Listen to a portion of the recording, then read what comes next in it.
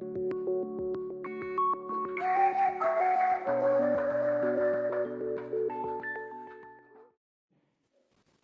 buenos días, hermanos, hermanas. Un placer de estar acá junto a ustedes nuevamente. Tuvimos el 1 de septiembre del 2024 con Jaime y con nuestro hermano Rodolfo Vázquez, acá junto a ustedes. Pero yo había estado 3 veces antes, entonces esta es mi 5ª vez con ustedes.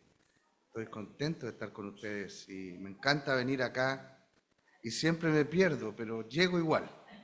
Tengo un buen amigo que maneja muy bien, así que gracias al Señor ya estamos acá. Vamos a hablar acerca de lo mismo que hablamos el año anterior, pero con otro pasaje. No creo que se acuerden, pero hablamos de las tormentas y vimos que los discípulos fueron metidos en una tormenta por el Señor allí en Marcos 4. Hoy veremos una tormenta allí en Mateo 14, que es distinta. Y el miércoles, Dios mediante, veremos otra tormenta que se da en el Antiguo Testamento. Acompáñenme a Mateo capítulo 14, por favor, para leer acerca de esa tormenta cuando los discípulos fueron probados por nuestro Señor Jesucristo. Debo decir antes de leer el pasaje que el pasaje va a terminar con los discípulos pudiendo decir de la persona del Señor Jesucristo, verdaderamente este es Hijo de Dios.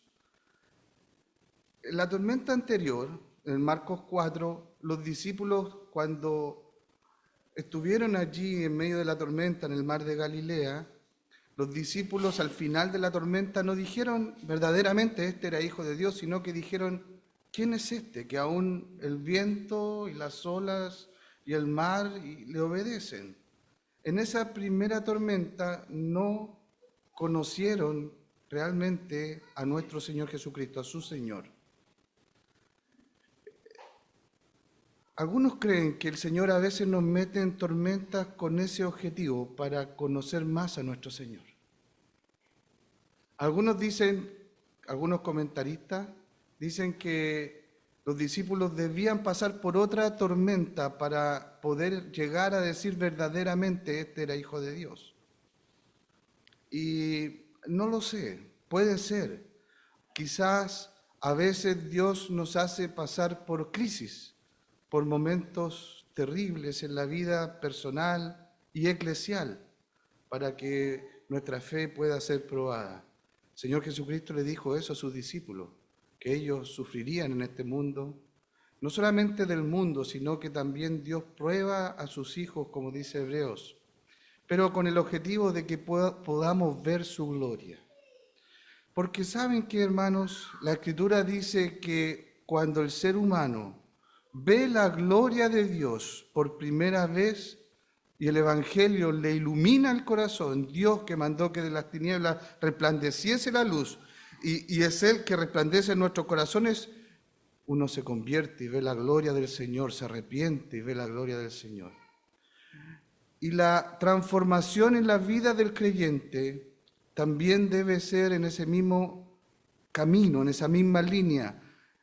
Nuestra vida va a ser transformada y nuestra vida cristiana se va a desarrollar en la medida en que podamos ver la gloria de Dios por su palabra. Solo creceremos si podemos ver la gloria de Dios en su palabra y en los eventos que Él está actuando en nuestra vida y alrededor nuestro. Moisés pudo ver la gloria de Dios y fue transformado allí en el monte Sinaí. Isaías vio la gloria de Dios en Isaías 6 y fue transformado. Dios lo transformó para utilizarlo en su labor. Manoa y su esposa vieron la gloria de Dios y iban a tener un hijo que iba a libertar el pueblo. Y Juan dice en el Nuevo Testamento, nosotros vimos su gloria, gloria como del unigénito Hijo, lleno del Padre. Entonces la Escritura termina con nuestro Señor Jesucristo en el Apocalipsis de manera gloriosa, sin igual. Entonces, de a poco tenemos que entender que la vida cristiana va a desarrollarse en nosotros en la medida en que podamos ver más de la gloria de nuestro Señor Jesucristo. Eso le dijo a Marta y María: ¿no te he dicho que si crees verás la gloria de Dios cuando resucitó a su hermano? Y ver la gloria de Dios es lo que los discípulos necesitaban en esta tormenta para poder conocer más a su Señor. Entonces leamos entonces Mateo 14, donde dice lo siguiente.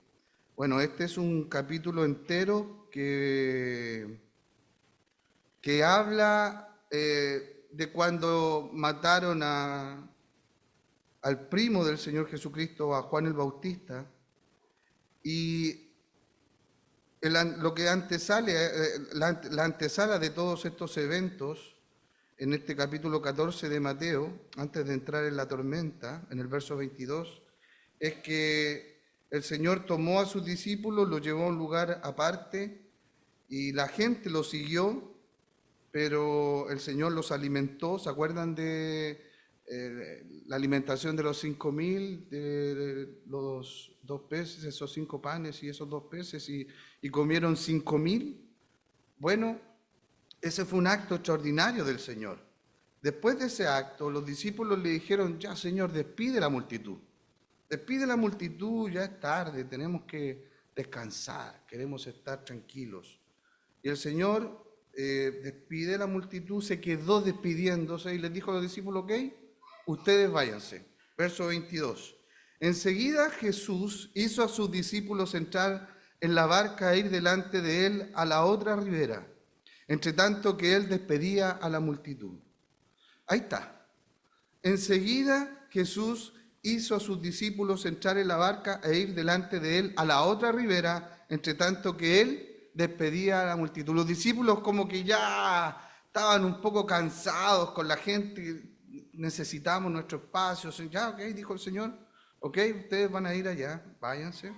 Pero una de las cosas interesantes que nos narra Marcos es que el corazón de los discípulos necesitaba transformación.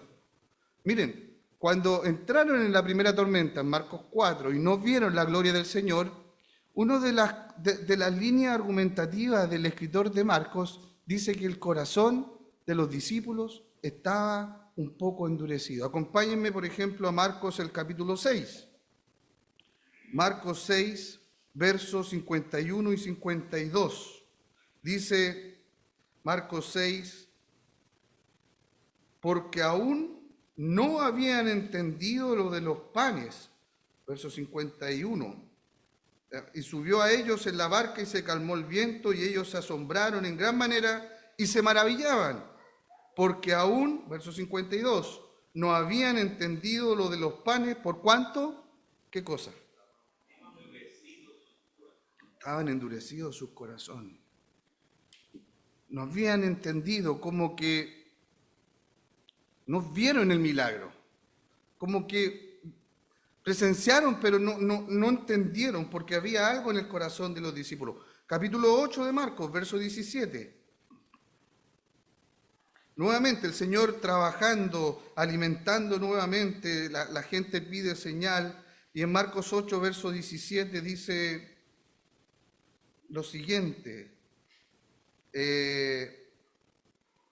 y entendiéndolo Jesús les dijo: ¿qué discutís? ¿Porque no tenéis pan? ¿No entendéis ni comprendéis? ¿Aún tenéis endurecido vuestro corazón? Teniendo ojos no veis, y teniendo oídos no oís, y no recordáis. Cuando partí los 5 panes entre 5.000, ¿cuántas cestas llenas de los pedazos recogiste? Y ellos respondieron y dijeron: 12. Pero en el verso 17 quiero resaltar lo que el Señor les dice acerca de su corazón: ¿aún tenéis endurecido vuestro corazón? Marcos 16, verso 14. Al final, cuando el Señor había resucitado, en el verso 14 de Marcos 16 dice: finalmente se apareció a los 11 mismos estando ellos sentados a la mesa, y les reprochó su incredulidad y dureza de corazón, porque no habían creído a los que le habían visto resucitado. Y les dijo: id por todo el mundo y predicad el evangelio a toda criatura. Entonces, uno de los objetivos de nuestro Señor Jesucristo es transformar nuestro corazón. Un corazón que muchas veces está endurecido por diferentes cosas. Yo no sé cómo está tu corazón, pero Dios lo ve. Probablemente mi corazón muchas veces es muy duro, muy endurecido. Y es por eso que a veces el Señor no necesita meternos en la tormenta, porque cuando no aprendemos nada de la tormenta, sin conocer más a nuestro Señor, Dios nos mete en otra tormenta hasta que nuestra fe lo vea de mejor manera para que podamos crecer. Entonces, enseguida, volvamos a Mateo 14, 22, dice: enseguida Jesús hizo a sus discípulos entrar en la barca e ir delante de él a la otra ribera. Mateo 14, verso 22, dice eso. Allí estaban en el lago de Genesaret. Hermanos, es interesante notar que el Señor los metió en la barca. En esa tormenta, esa noche, el Señor los metió. Y debes saber que en la voluntad de Dios, en la voluntad del Señor Jesucristo, hay tormentas. Nosotros sabemos que se viene una tormenta porque lo vamos a leer. Ellos no sabían. La tormenta los pilló de imprevisto. A veces nos metemos solos en las tormentas. Tomamos malas decisiones. Por ahí alguien se puede unir en yugo desigual. Por ahí puede hacer cosas que no corresponden de manera que no agradan al Señor. Y Dios ocupa esos medios para también humillarnos y hacernos entender lo mal que estamos.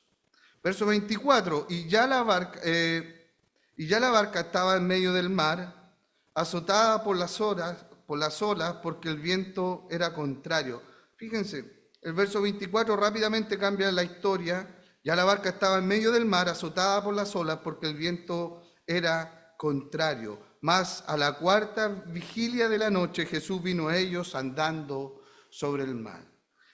Desde cuando se metieron a la barca, cuando se estaba oscureciendo, probablemente 7, 8, 9, no sé, hasta este momento, la cuarta vigilia de la noche, según el verso 25, habían pasado varias horas.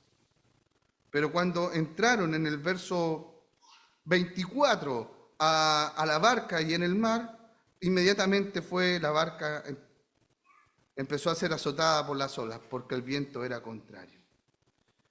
La barca se empezó a mover rápidamente y se oscureció y estaban en medio de una tempestad y ellos estaban un poco asustados. Verso 25, a la cuarta vigilia de la noche Jesús vino a ellos andando sobre el mar. La cuarta vigilia es entre las 3 y las 6 de la mañana.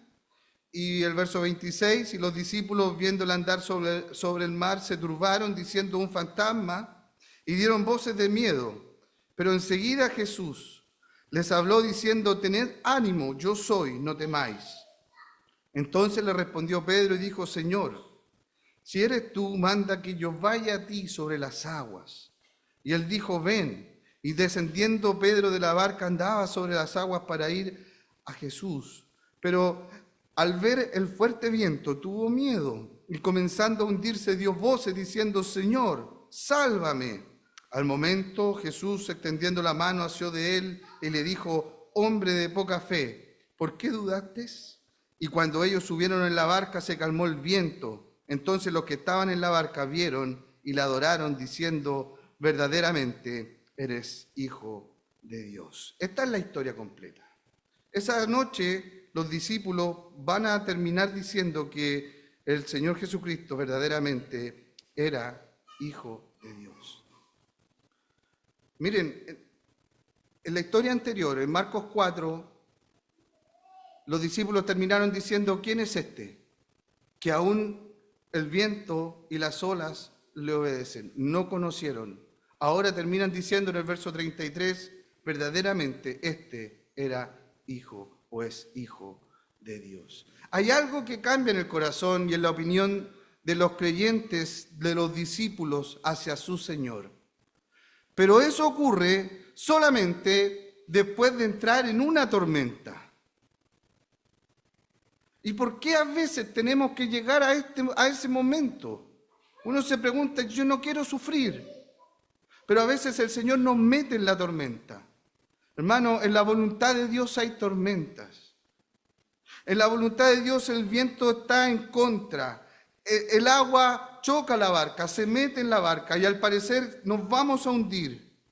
En este caso vamos a ver que Pedro dijo, Señor, si eres tú, hazme caminar sobre el mar. Y Pedro salió de la barca caminando y de repente se empezó a hundir y se dio cuenta que necesitaba a su Señor.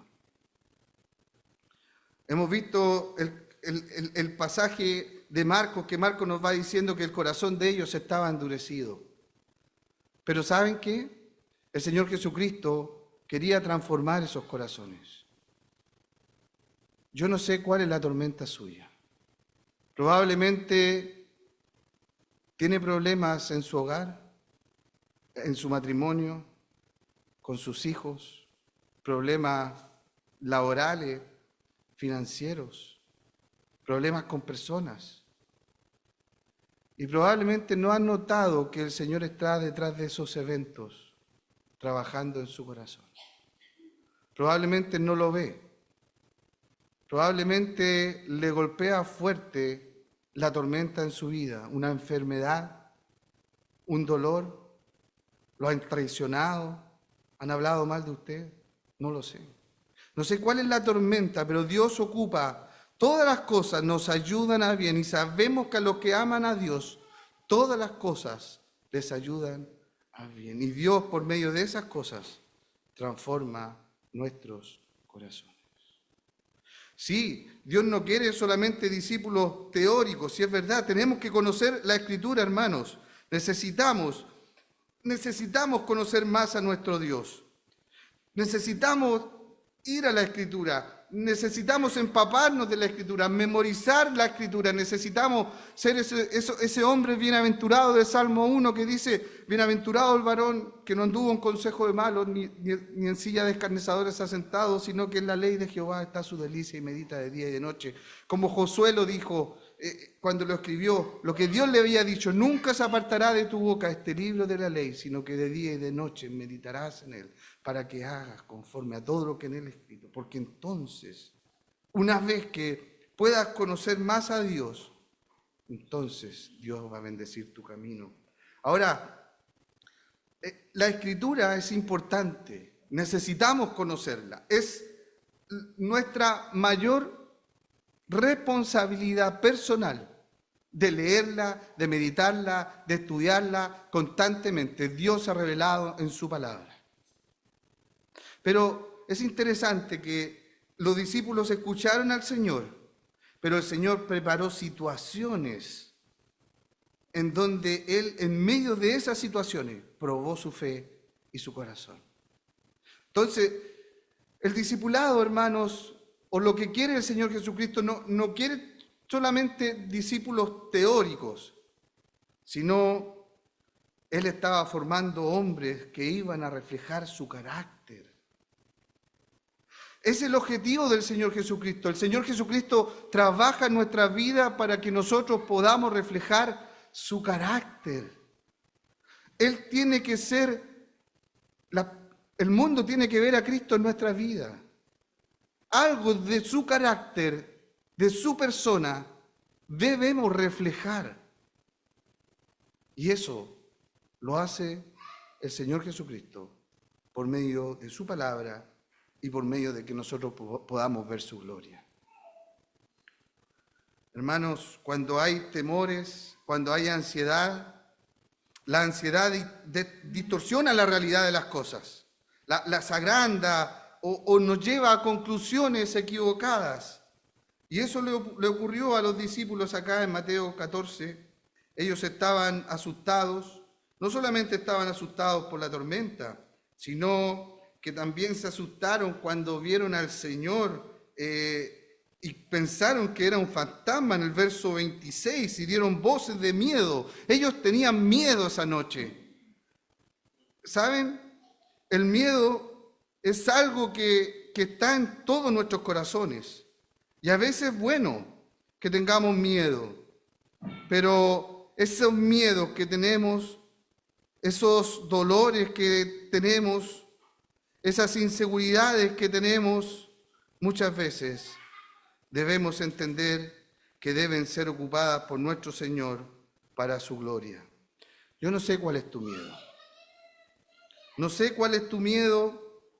No sé, un miedo al fracaso, un miedo a que no te acepten. Estos hombres estaban aterrados. El problema no era solo circunstancial, sino también era emocional. Y a veces los problemas traspasan ciertas líneas hasta que llega del miedo, las circunstancias tocan nuestro corazón y ese miedo va transformando nuestra perspectiva de la vida y nos hace tomar decisiones. Yo no sé cuál es tu miedo. Si estás en medio de la tormenta, yo no sé cuáles son tus miedos. ¿Es un miedo a la soledad? ¿Es un miedo a la enfermedad? ¿Es un miedo a fracasar en alguna área de tu vida?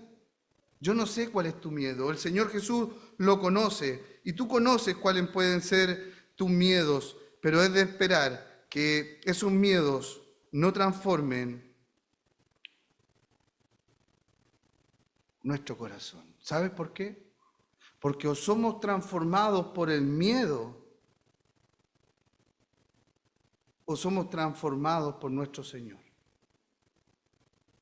Y el miedo nos puede llevar a tomar malas decisiones, malas acciones, malas conclusiones. Pero nuestro Señor estaba allí, porque Él quería que sus discípulos lo vieran. Verso 31. Fíjense, al momento Jesús extendiendo la mano, asió de alguien que tenía miedo. Estaba asustado. Pedro estaba hundiéndose en medio del mar, en medio de esa tormenta. ¿Por qué? Porque el miedo había entrado en su corazón. Verso 30, al ver el fuerte viento, ¿tuvo qué cosa? Tuvo miedo. El miedo genera algo en los creyentes que es algo negativo. Comenzó a hundirse. Comenzó a hundirse. Y dio voces. Pero lo importante es que nuestro Señor estaba ahí. Las voces que dio Pedro fueron las correctas. Señor, sálvame. Sálvame. En medio de esta situación, en medio de esta tormenta, Señor, sálvame. Y esa es la oración del creyente. Y eso es lo que necesitamos entender, que en medio de la tormenta necesitamos enfocar nuestros miedos hacia nuestro Señor. Señor, sálvame. Fue la oración de Pedro. ¿Y saben qué? El Señor estaba ahí. Estaba al lado. Si solo extendió la mano y lo levantó. Cuando empezó a caminar por el agua, Pedro se asustó esa noche, probablemente no vio al Señor, perdió de vista al Señor porque empezó a ver la tormenta, los vientos, empezó a sentir el viento y el agua, sacó su vista del Señor. Y ustedes saben que sacando la vista de nuestro Señor y poniéndola en las circunstancias, la conclusión es totalmente errada. Hermano, el Señor está en control de todas las cosas, en tu vida. De todas las cosas. No hay nada que esté afuera de su control. Y cada vez que clamamos a Él, Señor, sálvame, ayúdame, te necesito, estoy en problemas, estoy en una tormenta, el Señor está ahí. El Señor está ahí para afirmarnos con su mano. Yo no sé si te estás hundiendo. Yo no sé si el agua, hasta qué parte estás ya. A lo mejor ya el problema llegó acá, ya no tiene solución. Pero el Señor está ahí. El Señor está ahí.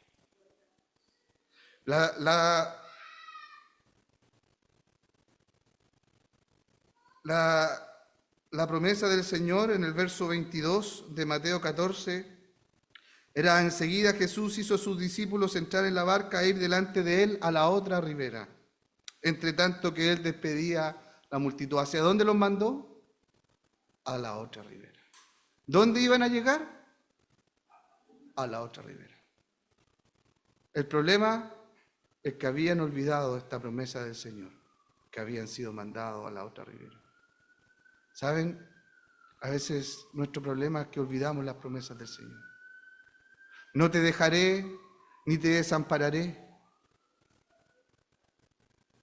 También el Señor promete: he aquí, yo estoy con vosotros todos los días, hasta el fin del mundo. El problema nuestro es que nos falta conocer más a nuestro Señor. Necesitamos ver su gloria. Necesitamos que Él transforme nuestro duro corazón. ¿Saben que Dios también trató a su Hijo en medio de las pruebas, de las aflicciones? El Señor fue transformado por medio del sufrimiento, como nuestro hermano leía. Esa vergüenza tremenda que nuestro Señor pasó esa noche, Dios fue transformando a su Hijo, y la conclusión de Hebreos 5:7, cuando dice: Cristo en los días de su carne ofreciendo ruegos y súplicas, ¿saben cuál es la conclusión? Dice: y aunque era hijo, por lo que padeció, aprendió la obediencia, y habiendo sido perfeccionado, vino a ser autor de eterna salvación para todos los que le obedecen, y fue declarado por Dios sumo sacerdote según el orden de Melquisedec. Todos los sufrimientos de nuestro Señor lo llevaron a la perfección para ser nuestro sumo sacerdote. Un nuevo sacerdocio, y ese es nuestro Señor. Dios quiso perfeccionar a su Hijo por medio del sufrimiento. ¿Saben? Dios ocupa el sufrimiento, pero la idea es esta: la falta de fe produce miedo. El temor produce descontento, irritación. ¿Se acuerdan que la tormenta anterior el Señor estaba allí acostado, durmiendo? En esta tormenta el Señor no estaba con ellos. El Señor estaba orando por ellos en el monte, cual sumo sacerdote. Les dijo: vayan, yo despido a la multitud, subo a orar, y a la tercera vigilia bajó, a las 3. Todo es una imagen muy linda de nuestro Señor, orando por sus discípulos, los discípulos en medio de la tormenta pensando que están solos. Pero ¿saben? La falta de temor produce miedo, el temor produce irritación, porque la tormenta anterior el Señor estaba durmiendo y van los discípulos en medio de la tormenta y le dicen: ¿no te das cuenta? ¿No te das cuenta, Señor, que perecemos? Que perecemos, ¿cierto, hermano Carlos? Sí. Como que el Señor no estuviera en control de la situación, como que el Señor no estuviera preocupado de los discípulos. Entonces, cuando hay miedo, uno se irrita. Y cuando hay temor, hay ansiedad. Y la ansiedad distorsiona la realidad de las cosas. O las agranda o nos lleva a conclusiones equivocadas. La irritación, hermano, en medio de la tormenta, cuando uno se irrita, empieza a herir y a dañar a otro. Comienza a hablarle mal y suena como: ¿no te das cuenta que perecemos? A veces nuestro corazón está un poco enojado también contra Dios, porque creemos que estamos solos. No lo vemos. Pero gracias a Dios que esta tormenta, esta segunda tormenta, el Señor estaba trabajando en el corazón de esos hombres, de sus discípulos. Miren, Mateo 14, verso 32, y cuando ellos subieran, está hablando de Pedro y el Señor Jesús, después de que el Señor le dijera en el verso 31, hombre de poca fe, ¿por qué dudaste? ¿Por qué dudaste en medio de la tormenta? ¿Acaso pensaste que te iba a dejar solo? ¿Acaso pensaste que te iba a dejar que te hundieras? Hombre de poca fe, ¿por qué dudaste? Después que Pedro fue en algún sentido exhortado por el Señor, reprendido por el Señor cariñosamente, cuando ellos subieron en la barca, el verso 32, se calmó el viento. Entonces los que estaban en la barca vinieron y le adoraron, diciendo verdaderamente, eres Hijo de Dios. Eso necesitamos, hermano. Entender que Dios está en control de todas las cosas en nuestra vida, en nuestro entorno. En medio de la tormenta, que yo no sé cuál es, pero seguro que debes tener muchos problemas, situaciones complejas, está el Señor trabajando tu carácter, trabajando tu corazón, está trabajando tu fe, para que no dudes de Él. Está trabajando y está orando, cuidando y pidiendo por ti. ¿Se acuerdan que Pedro también iba a ser probado? Yo he rogado por ti para que tu fe no falle. Pero acá los discípulos, al final de pasar la tormenta, vinieron y le adoraron diciendo verdaderamente, eres Hijo de Dios. ¿Saben por qué? No hay otra respuesta más extraordinaria después que pasamos la tormenta, de llegar a decir verdaderamente, este era Hijo de Dios. Eso no lo dijeron cuando escucharon todas las enseñanzas del Señor. Solamente vieron su gloria cuando pasaron por las pruebas, por las tormentas. Y vimos su gloria. Gloria como del unigénito Hijo. Necesitamos ver la gloria de Dios para que nuestro corazón sea transformado. Que el Señor bendiga su palabra.